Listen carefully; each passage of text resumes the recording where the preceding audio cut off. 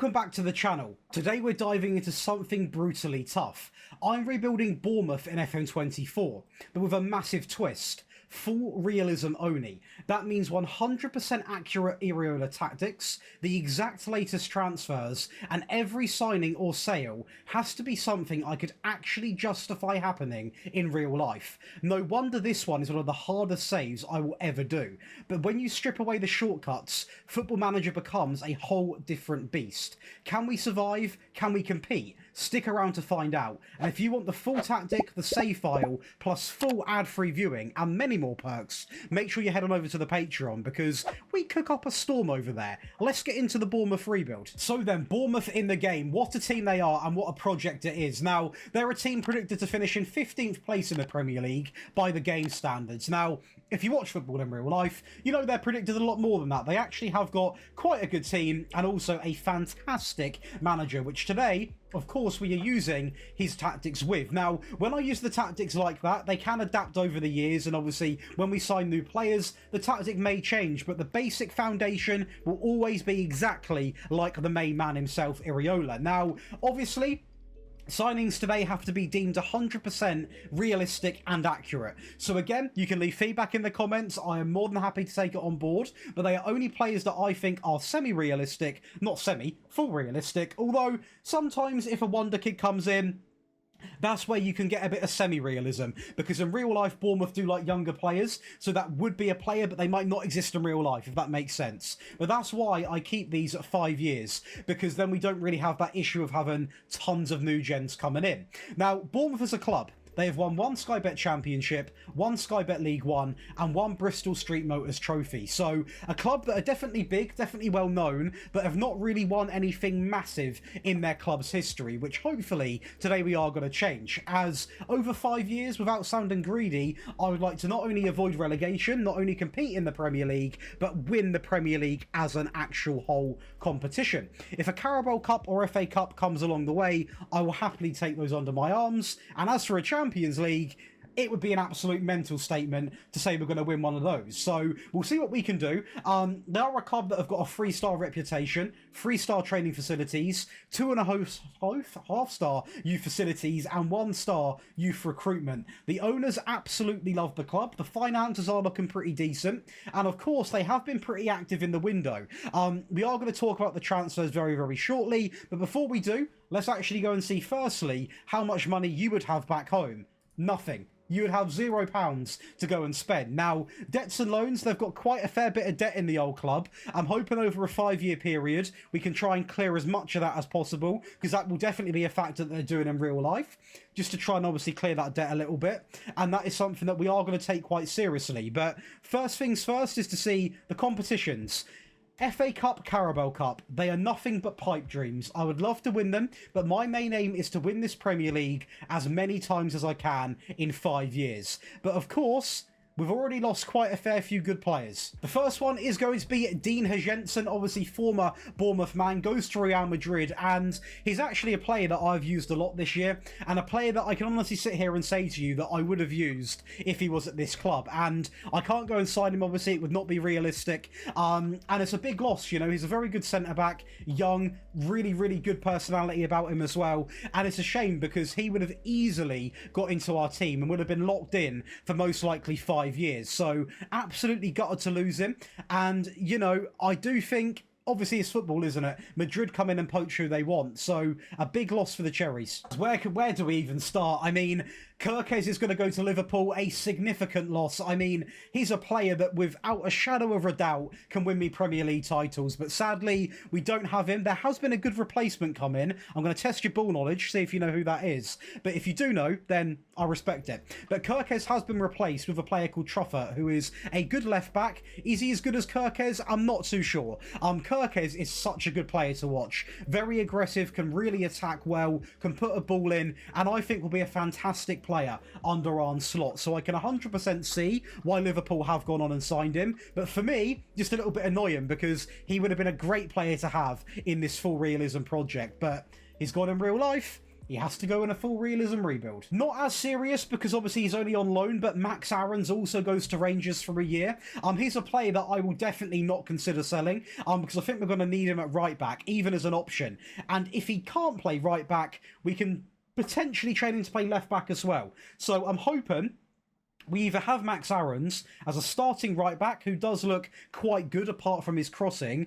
If he can't get to that level, we'll keep him as a backup, as a hybrid at right back or left back. Obviously, Lloyd Kelly is another player from the back line that we are going to be missing. He goes to Juventus actually on the free. So are these world-class players? Well, Kirkes, I think, potentially can become a world-class left-back. Kelly, I wouldn't say was world-class, but definitely was a very, very good centre-back, you know, and a player that we definitely could have done with for a year or two. So the fact he goes to Juventus is a big step up for him. I can see why you take the move, but it's a big loss to us, and literally we gain, well, genuinely nothing. Another massive player to talk about is going to be Dango Atara, going to Brentford, scored a goal the other day, and another player that we're going to miss out on. Now, he actually suited this formation quite well, and we are now going to have to go and replace him. Now, of course, we have got all of the incoming players to talk about, which is going to be absolutely incredible, and the one thing we have got going for us is we have got Semenyo, a player that, sadly, I'm going to say it right about now, I'm going to keep for a couple of years.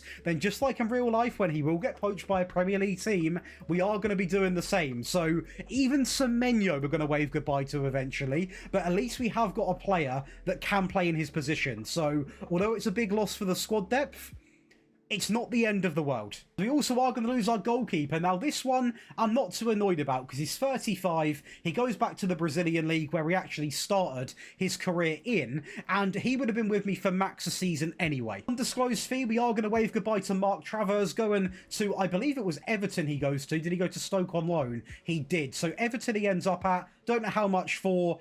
Would have been a good backup, I can't lie. A massive loss at centre-back. If you look at the back line, we have been depleted at the back. You've got Kelly, Kirkes, you've got Zabrani. You know, we would not... You've got Dean as well. You know, we would not need to actually have signed a single defender, potentially, over 5 years. But our back line has been stripped out and gutted. And yes, he goes to PSG, a fantastic team in Europe. I can see why he went. Probably for the money as well, but also for the fact that they have just won a Champions League. He is guaranteed league trophies as well. But a shame for Bournemouth, a real shame. But they seem to have this gift of signing players, similar to a Brighton, and then selling them on for a bit of money. So hopefully that's not the path we go down, but what a few players to lose. What a few players. Of course, Kiefer Moore, I'm not too fussed about this. He goes to Wrexham for 1.2 million. That guy would not have got an ounce near my team. He would not have had a sniff. Of course, it's not all doom and gloom. We are going to welcome in Adley. Now, I don't know what the fee was in real life, but in the game, it was 6.5 million we signed him for as well. Don't know how much it was in real life, but he is a player that I've used a lot this year, mainly in German football, I'll be honest with you. Interested to see how well he does in a whole season over in England.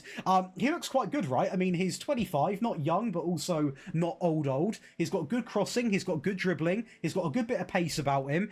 Now, for me, I'm not really going to play an advanced playmaker, so he is going to predominantly be on the wing, and I hope he can do well out there, because, you know, he's our replacement for obviously Atara, and that comes with a certain element of pressure. This signing looks like he's going to be a really good replacement. That is going to be Bafoude Diakate. Coming in from Lille, I mean, he looks really strong in real life. Very strong, like, just built for the Premier League. Physical, got a bit of pace about him. Obviously, former Lille man and Toulouse man. A big step up, of course, only played over in France. Coming to England is a big step up. Doesn't look too bad in his debut games. And I think for us, if we can get that potential to where he's actually going to be, we've got a really good centre-back on our hands here. And is he Zabrani? No.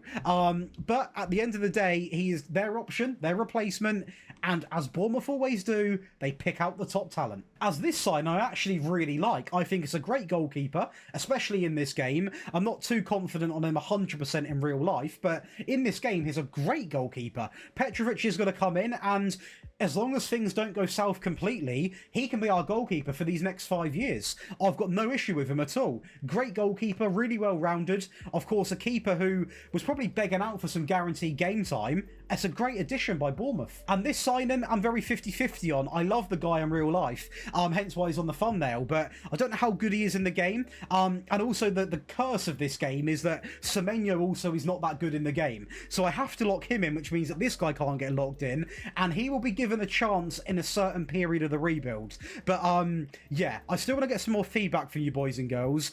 Am I allowed to edit their stats so they are going to be a little bit better? Let me know, because some of these players are criminally underrated, but we have been very active in the window. You can see here probably where we have turned a profit a lot more than what we have spent, so we are going a little bit weaker, to be honest, but hopefully this tactic, again, all based around Iriola, can be the saving grace. Now, this tactic is very interesting, because if you've not watched the tactic video, you can go over to the Josh Daly channel and watch the full tactic breakdown. But again, at any part of this video you want to get the tactic or the rebuild file and all of these wonderful perks, you can go and check out the Patreon. We're pushing close to 6,000 people right now, and there is still 30% off for this month, so make sure you go and get involved. But this team on paper is a team that I think can definitely stay out of the drop. We can stay out of the drop and we can push on. But there are a lot of players that have gone, and there are a lot of players that in real life are a lot better than what they are in the game. Like Semenyo, a Sky Bet Championship player, the guy looks like one of the better Premier League players. So I just want to get a load of feedback from you guys about, can I use the editor to actually improve some of these players, because his potential should be a lot better than that. But also, how well do I know, how far can I push them? Do you know what I mean? But I want to make sure you guys are happy with me doing that before I start to do it. Up front, we've got great options. We've got Evan Nilsson, who is a great striker in this game. I've signed him countless times, always can bag a goal or two. But the backup striker, who obviously is Krupi, is another player who is made to be awful in this game, but actually quite good at FC Lorient. So it is going to be interesting to actually see how far he goes. Evan Nilsson will go and score goals. There is no secret to that. I'm sure Semenyo will do quite well. Sinistera, again, a really good player. Actually rated to be better than Semenyo in this game, which is where it takes a little bit of an iffy approach. But I mean, two decent wingers, both offering blister and pace. The midfield, I think, is where we can improve quite a lot. There's a couple of transfer targets. One, a man from Leicester, who you might have heard of. I'll keep it a secret for now, who has been linked with Bournemouth for months upon months. There is definitely improvement in this midfield, so probably one of the areas I'm going to target first. The back line, I would probably say, if we put in this centre-back here, Senesi and also Diakate are quite good centre-backs, to be honest with you. Troffer, obviously the Kirkes replacement, very, very good. Very good on the ball, good crosser, good tackler. Again, definitely better than the Sky Bet Championship player. 23 years of age, and Bournemouth just seem to have this gift of instantly replacing players like that with very like players, so fair play to them. At right back, we've got a situation as, this player is very good. We signed him in a rebuild. I think it was maybe with Coventry, but we picked up this man, and he is very, very good. He can develop really well or not develop too well. I'm hoping he gets a bit of game time, because Smith is 34 years of age. He's still got the pace about him, but I just think there's an injury waiting to happen there, so we're going to bear that in mind. But luckily for us, we have got this man, and luckily we have got this man coming back next season in Max Aarons. The bench has got its own positives. Cliver, I think we are going to look to move on, because he's very hot or cold, isn't he? And I think there will be a team that might want him. You also got you now. He's a player that, for me, I've given him a fair shot in this game. He never really performs that well, but I'm not going to isolate him. He can have a chance. Christy Brooks, again, Brooks is a player who can be a very good backup option for a few years. Not world class by any means of the imagination, but a player who, again, similar to a Semenyo, Sinistera, he's got the pace. He might lack a bit of the finishing. Again, with Semenyo, I'm glad the game has given him good stats in finishing and composure, because that guy can finish. But overall, let's not forget about Adley as well. He can play there. Tavernier, Alex Scott, let's not forget about him. These are all players that will be giving a fair chance. So hopefully we can get to see the positives out of this team as we go into our first season, and we're playing in the Premier League, the FA Cup and the Carabao Cup. For me, it's all about the Prem. So let's see what we can do in Season 1. Be sure to leave a like and subscribe. Hopefully we see some positives. Well, the FA Cup isn't going to be ideal, as we are going to lose to Chelsea in the third round. Now, again, the FA Cup, the Carabao Cup, in these in these entry seasons, I'm not going to worry too much, okay? Would I honestly like to win one? You probably know me as a person, of course I do. I want to win as many cups as I can. But to be honest with you, for the first couple of seasons, it's all about the Premier League. And I mean that genuinely. Now, if I do win one, I might change my mind. But no, jokes aside, it is genuinely all about the Premier League. As the Carabao Cup, again, it's not brilliant. Arsenal are going to win 2-0. Do they go on to win it? They don't. Chelsea go on to win it. Fair play to them. So, a bit of an early exit. But as I keep saying, as long as the Premier League has gone well, that's all that we care about. Right then, the Premier League. So we're going to be in the top 6, which is really, really good to see, especially considering now we are going down the full realism path. We're not going to be 5th. We're not going to be 4th. We're going to be 3rd. That's really good. We are only a handful of points off, well, we're less than a handful. We're 2 points off 2nd place, and we're not many points off actually winning the league. So a very strong season in Season 1. 21 wins, 11 draws, 6 losses against Newcastle United, Liverpool, Everton, Villa, and West Ham.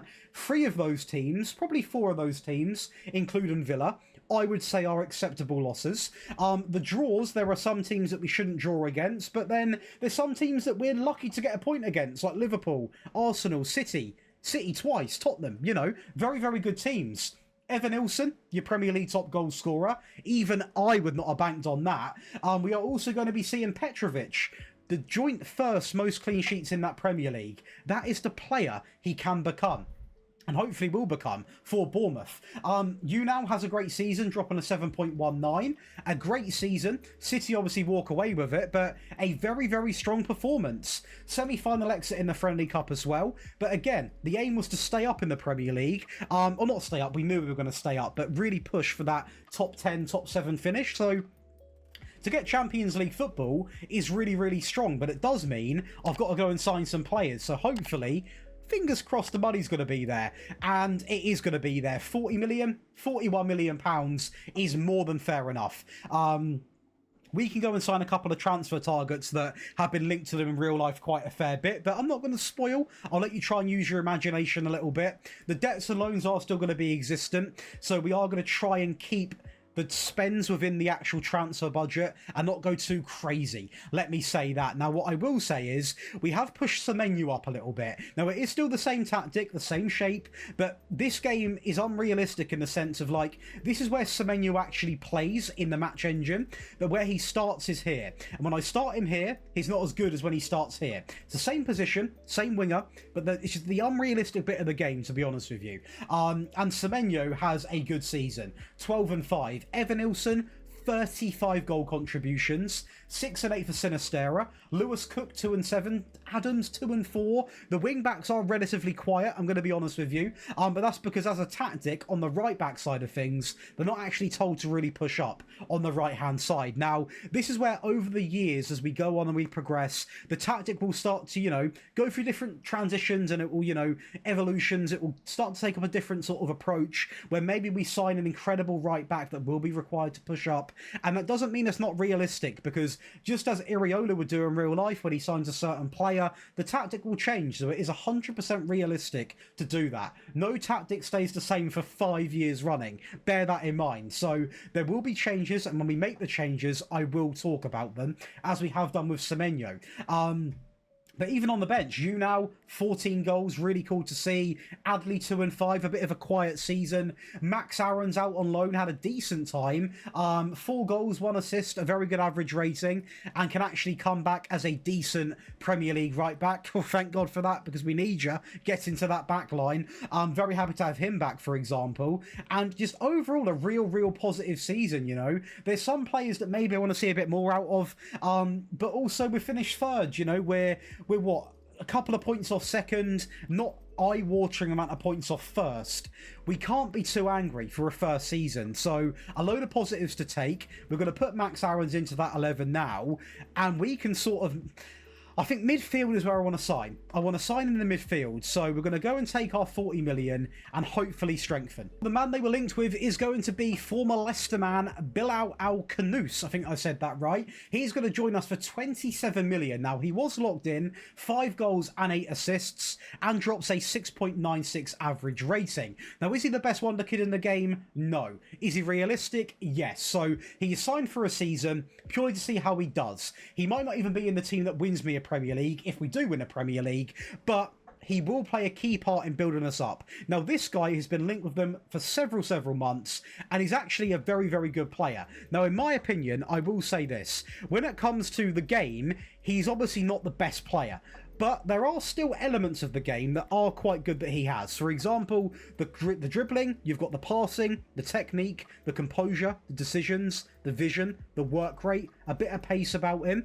He does quite well for himself, so I think he will improve that team, definitely gets into the team, and even if he didn't, he was going to be locked in. So hopefully we can really get the max out of it. And for 11 million, another heavily linked player is going to be Loic Bade coming in from Bayer Leverkusen for 11 million pounds. He does really well. A great centre-back, 6.89 average rating, a good amount of goals, a good amount of assists as well, and really does impress me. A very, very good player. Very, very strong, and he might not be the quickest centre-back in the entire market. That's no secret.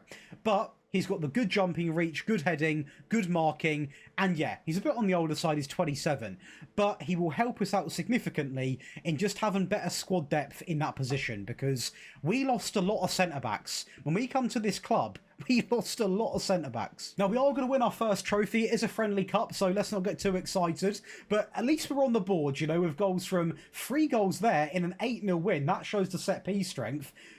Bade is going to come in with 3, Sinistera with 2, Semenyo with 1, and Adams with 1, so that's quite cool to see. Trophy 1, I guess. The FA Cup, we are going to fall to Chelsea in the 5th round 3-1. Again, it's not exactly brilliant. We are going to make it down one step off the quarterfinals, though. So it's not complete heartbreak, but definitely room for improvement. But once again, the English Cups, they're not an issue at the moment. Which is a good job I've said that, because we are going to lose to Palace in the 3rd round. Now, although I said they're not an issue, when we are playing teams that I think we should be beating, it is an issue. Because I then think, crap, we're doing this in the Cup.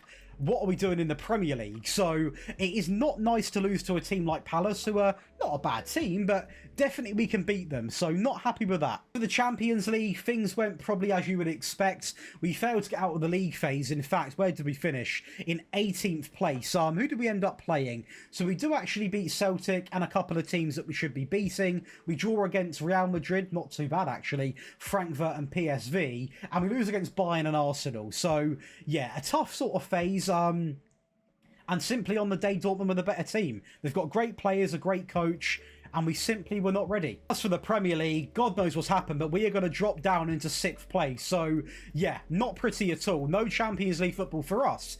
A real big switch up. Now, I don't know if it is because of the introduction of Champions League football. Maybe it was too much for the players, too much to handle. I felt like I dealt with the window quite well, keeping the players that got me there, and also adding 2 new faces, but maybe it wasn't enough. Evan Nilsson doesn't slow down, though. He's still going to be up there, just behind 5 goals behind Erling Haaland. Apart from that, there are no real players apart from yellow cards that chipped in too much, so definitely a quieter season. I think it could have been the addition of that Champions League. Really has had an impact on the players, on the actual effort they've got to put in. It's not easy playing in the Champions League and the Premier League and all of these cups, and you know, although I will say that you can counter-argue that by the fact that, of course, we had a lot of games to play in the friendly period because we got to the final and did win it.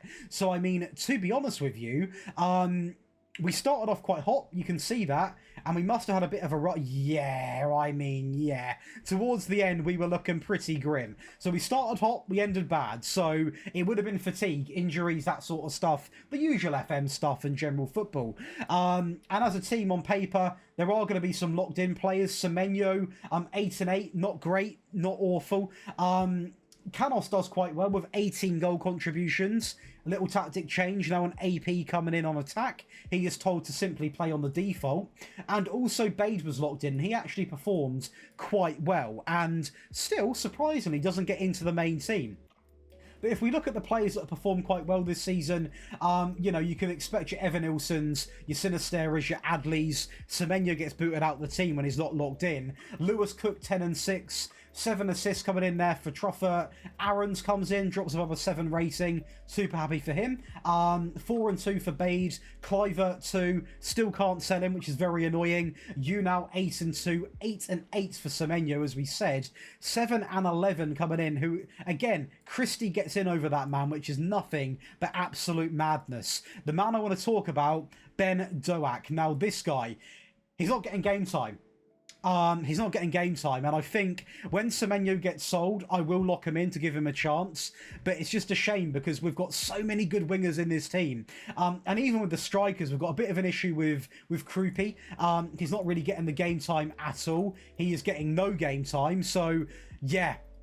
I don't want to lock him in because Evan Nilsson deserves the game time. Also, you've got you now, and I think it will come to a point where we have to sell one of these strikers, and it might be Krupi. It could be Krupi. He's a great player, but I can't drop Evan Nilsson. You now's being the better backup striker at the moment, so there's a lot of pressure to actually choose who to keep and who to sell. What I can say is I'm super happy with the back line, despite being the 4th best, which, you know, when you look at this actually, 4th best at conceding, 2nd best at scoring.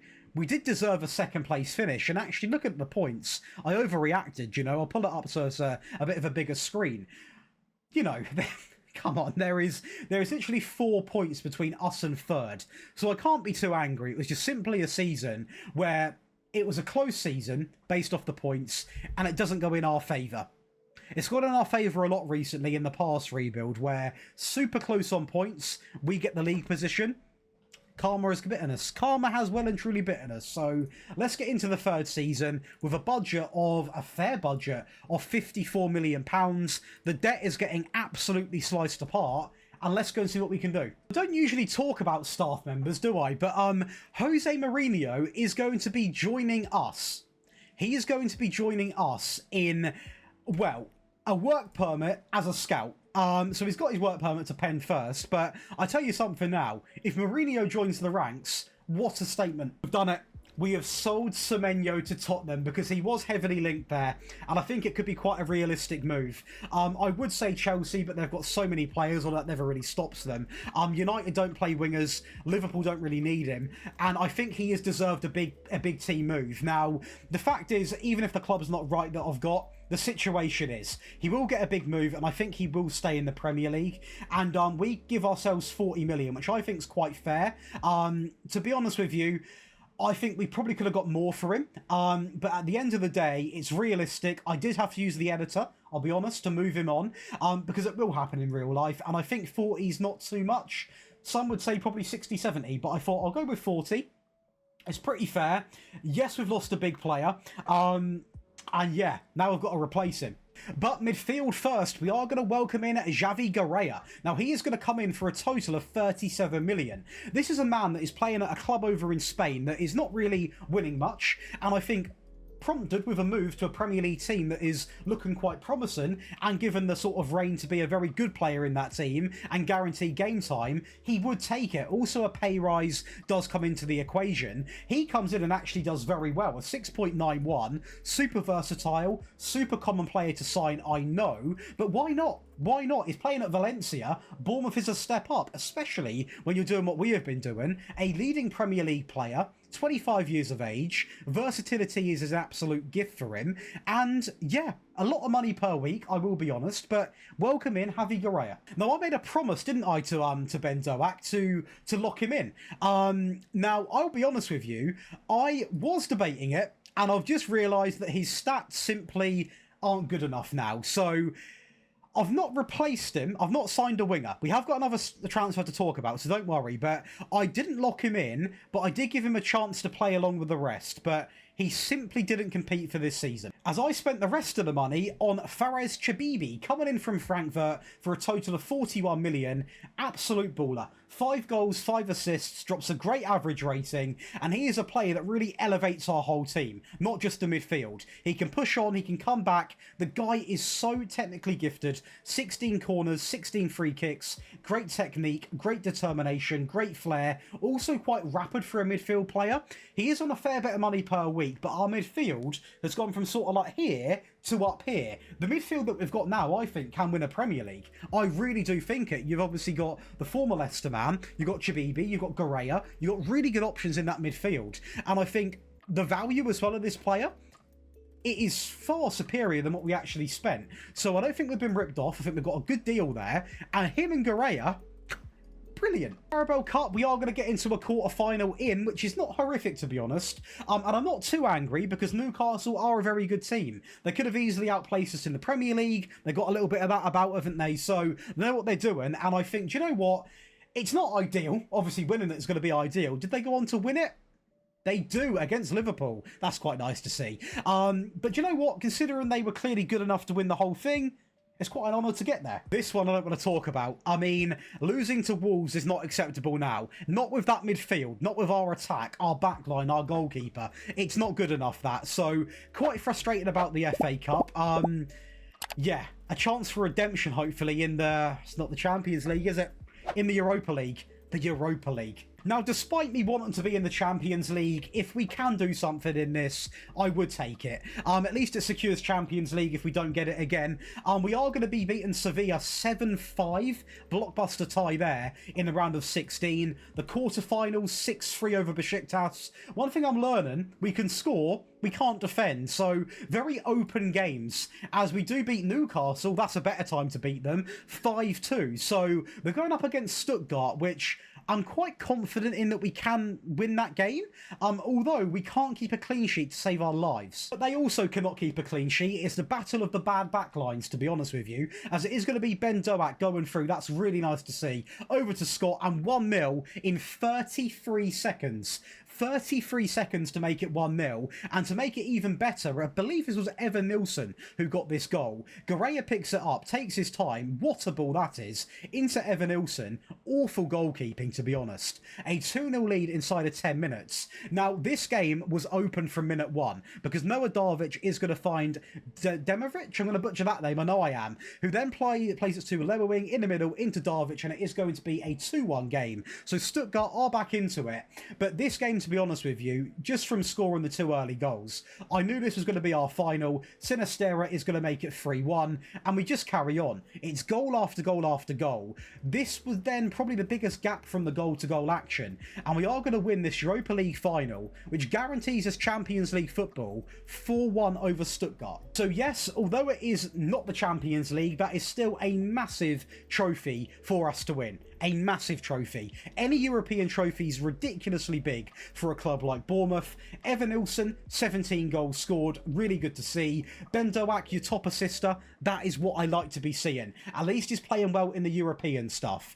And it's a good job we did win it, because we finish in 8th place. Now, the only explanation I've got for that is because we got to such a late stage in that Europa League. So it's a good job we did get it. But of course, the whole point of this video is to win the Premier League, so Champions League qualification is brilliant for the club, but I would much rather have won the Premier League than got any form of qualification. So, although you would have got it, so I can't really say that. What I will say is, very disappointing. Very disappointing. If you look at the stages of this right now, we'll go back to our first season played.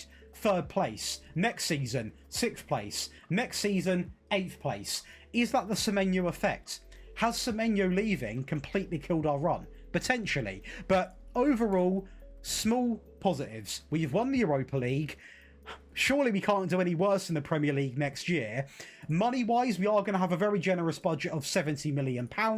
The debts are really, really getting cleared now, which is very helpful. Now, Ben Doak was actually locked in only for that final. I'm actually, sorry, for the European games. So 3 and 9's not a bad return considering that factor.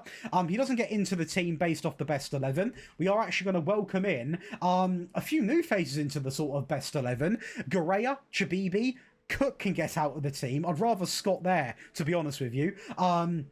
I see he contributes 5 and 14. Sinistera 15 and 12. Jabibi 13 and 11. Gorea 10 and 5. Adley 8 and 13. Evan Nilsson 38 and 7.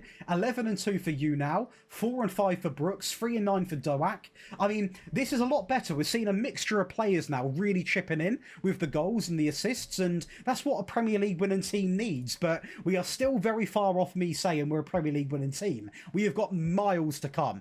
So I'm just thinking where we can really improve this team. A lot of people would aim at the right back, maybe another centre back for sure, maybe even the wingers. I think an argument can be made for a lot of these players, as we are already approaching season 4. The stress level has gone up right now because it's 2 more seasons to try and win a Premier League title, and as nice as it is to say that we have won this Europa League, and don't get me wrong, we are really getting the arrow to go upwards, I want to win a Premier League title. I would feel like I've failed the rebuild if we don't. So let's get into the next window with, to be honest, no real 100% guarantee on where we spend this money, because it could honestly go anywhere apart from the midfield. Right, we've had a Josh Daly clear out. We are going to be selling Enes now. He's going to go to Bologna.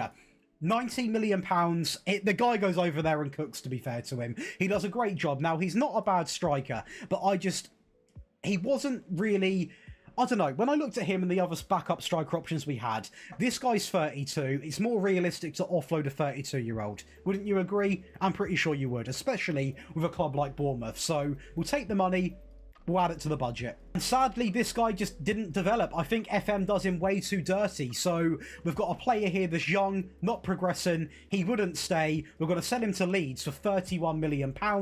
He's got the potential in real life, but the game just doesn't bless him with that same potential. Luckily, next year, all of the sort of potential abilities and all that will get updated. If anyone knows a database, by the way, where they do update the abilities of these players so they're more realistic, please do let me know, because I will happily pay for it, happily download it. Because Krupi is a good player, but just sadly in the game, he's not developed. And if a player doesn't develop, they get moved on. That is literally football. Great player in his own right. We're going to send him to West Ham. I think it's a very realistic sort of destination for 8.7 million. To be honest with you, he was pretty on and off for us. He played a few games, didn't play when Max Aaron's come back, then played a few games when Max Aaron's got injured. Then obviously he got sold. And you know what? West Ham loaned him out right away. So pretty interesting bit of business from them. But I will say, I still stick to what I say. This guy is a good right back. Just wasn't meant for this individual save. And also, we are going to wave goodbye to Romain Fèvre. I think I said that right. He's going to go to Clermont, obviously in the French league, on the free. A player that we actually spent 12 million on, but simply didn't get the best out of. So maybe my fault on that one, but simply had better options. And of course, that give us serious money, over £100 million easy, about 60 million in sales, a £70 million budget. You do the maths, we've got cash to spend. And signing one is going to be Adam Wharton. Now, this is a very realistic transfer. If I had a Spurs badge or a Chelsea badge right now, it would be realistic. And that is where we are in the Premier League. We're fighting for a Premier League title. We're in the top 4 team. We are now in that area. So he would take this step up as a move, and he comes in for 29 million, drops a very good role, and we've now got this midfield of, we've got Gorea, we've obviously got Chabibi, we've got Wharton, we've got Scott. Our midfield is absolutely stacked, and it's a midfield that I can look at and just say, do you know what, I might not even needed to sign this guy, but he was available, and we've gone from like already what I would describe as a Premier League winning midfield to maybe even the Champions League winning midfield. That is how good I rate that midfield. A player that I have signed countless times before, and do you know what?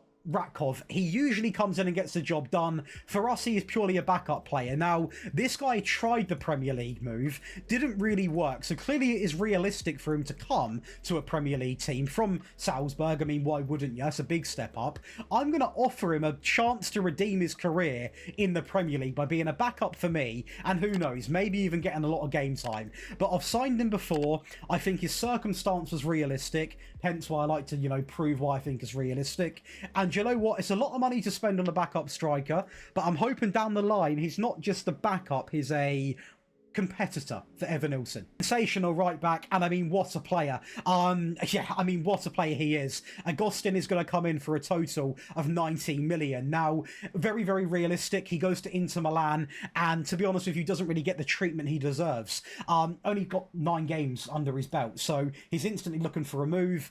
Premier League, incredibly tempting. He obviously wanted that big move from the Brazilian league. He chooses the Premier League, guaranteed game time at right back. I mean, Max Aarons is brilliant, but we've moved on to Rauhau. Max Aarons is now the backup. This guy is first team, and what an improvement that is. Our backline now is looking incredible. He's already wanted by City and Al Hilal. That proves we've signed the right man. When you're signing players that City and Al Hilal want in a season, you've done something right. And lastly, we are going to pick up Marlon Gomez, coming in from Brighton. Again, similar situation, just a player who would take that step up to a team that is competing for a league title. He comes in for 39 million, 19 goal contributions, great season, great average rating, a great player, you know, very versatile, can play in CM, left mid, right mid, can really do it all. 25, a leading Premier League player. Will he get better? No. Is he good as he is? Of course he is. So a great window and an active window. 59 million out, 119 million in. We've spent, we've sold. This can either make the rebuild go up here or down here. It's a gamble, but sometimes you got to take gambles. And we are going to win the European South American Club.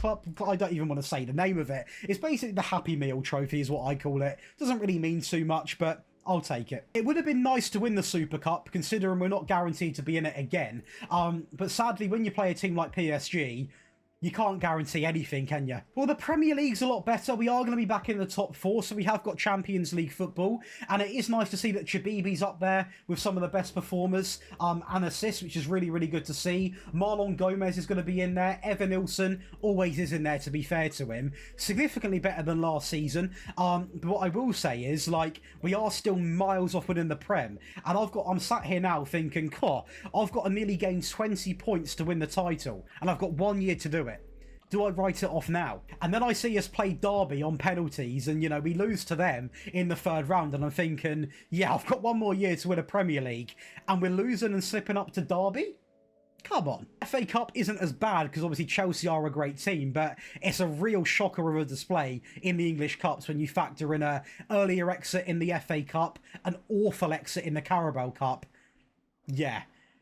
I mean, we're going to need a miracle for next season. But who knows, maybe a saving grace in European football. I mean, we seem to have, you know, a bit of luck in these fixtures. I mean, we are going to beat Tottenham 4-2, so a bit of an easier team to play in the round of 16. The quarterfinals, we are going to beat Arsenal, so that's 2 London clubs knocked out. Arsenal, definitely the harder one to play based off their current teams. Semi-final, we are going to beat Sevilla. We're sort of getting spoon-fed these fixtures, and I'm going to take it at this point. We're playing PSG, who are definitely not going to be a spoon-fed team. And yeah, we'll see what we can do. I mean, I'm happy we've got to a final. If we can win the Champions League, though, this season becomes a lot easier to accept. And we're going to do it.